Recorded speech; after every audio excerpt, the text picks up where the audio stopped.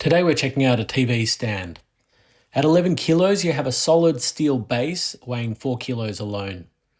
Then there's the aluminium pole and an MDF shelf. It's about 1.3 meters tall, supporting TVs between 37 inches and 86 inches, and a maximum weight of 45 kilos. Before we test these numbers, let's first consider why this product exists. So here's the problem. You've got a solid wall. Worse still, it could be some kind of textured wall. So we need to mount a TV bracket, right? And we use conduit. It looks better, it's safer, and you can choose the correct TV height, but it'll damage the wall and it'll be a lot of work. So option 2, why not just put it on top of some TV furniture? The TV on TV furniture looks a bit ugly, it's not too safe, it can tip forward, and the height is often wrong. But then again, Ezymount has 3 different TV stand options, which overcome some of these limitations. So would that be good enough? Well, we're investigating today a third option, a TV stand that can slide between the wall and the entertainment unit. Unboxing it, we see the instructions and then the wall plate. Under that, you get a shelf that looks to be made out of laminate. It's actually MDF. We'll see how sturdy it is soon. Under the shelf, you have the poles, TV strips, and finally the base plate. Under the TV strips, you have the part that connects the base to the pole and the part that sits between the wall plate and the pole. The accessory box has 3 bags.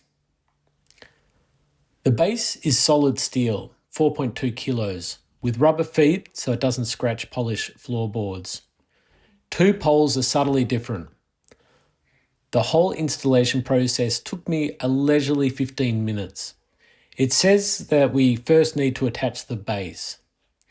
We've got the bottom pole and the base, and one of the accessory packs. The mass production will have paper bags and not these plastic bags. All the contents are correct. We add the flat black M8 screws marked T to the base using the included M8 Allen key. We attach the shelf now. You don't have to attach the shelf, although it does come included with the stand, so up to you. The L brackets attach underneath using a Phillips head screwdriver. The screwdriver isn't included. We loosen the screws so that there's space here and slide them down the pole. And then we tighten them back up. We add the pole joiner, marked part F. We screw it in using the biggest screws. These screws have flat heads and are in the instructions marked U. We add a 3rd screw to secure the joiner and slide on the top pole. Pop the plastic cap on the top. The TV stand can be secured to the wall. We add this part to the pole. I think it has a bend in it because the pole should sit a little away from the wall, and this might be because you have that protective pad so that the wall's not damaged. The cable management guides can easily be clipped in and out. The TV wall plate has a couple of plastic covers. To pop them off, just use the Allen key to prod them out from behind the plate. They look nice, but the TV would obscure them, so I don't really know why we have them. We screw in the black screws, part S, and the washers, part P. We won't secure it against the TV against a wall yet. If you have wooden studs, you don't need to use the included plastic wall plug. Because I pushed the TV stand hard up against the wall, the pole was at an angle. Although the tilt mechanisms can slip on certain TV brackets, I can see that with this TV stand, it's a really great feature to have.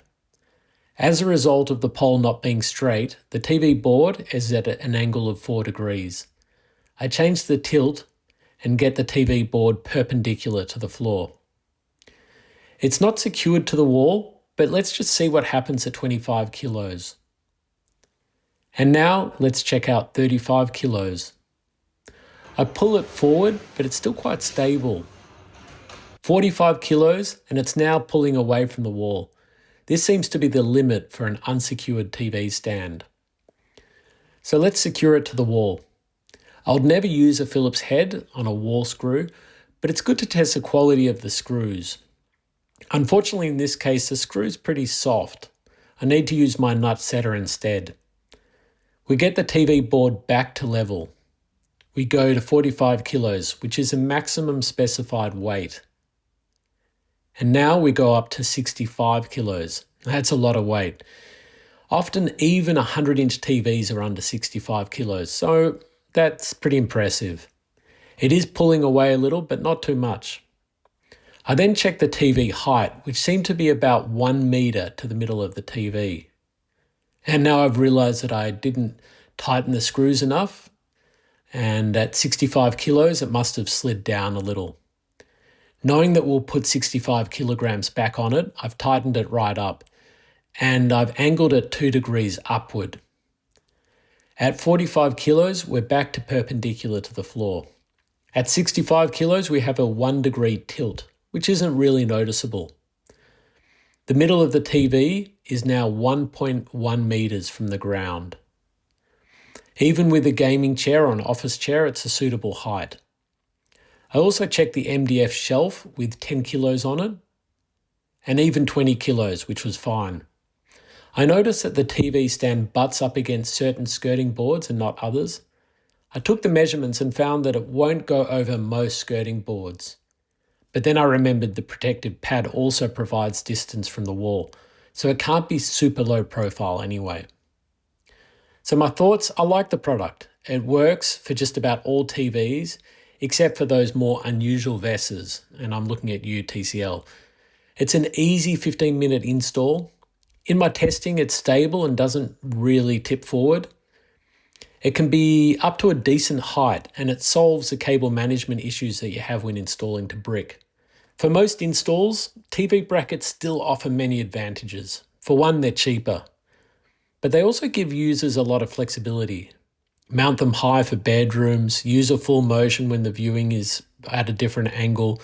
They have better tilt, and particularly for plaster walls, they still look better. So in the right situations, a fantastic TV stand.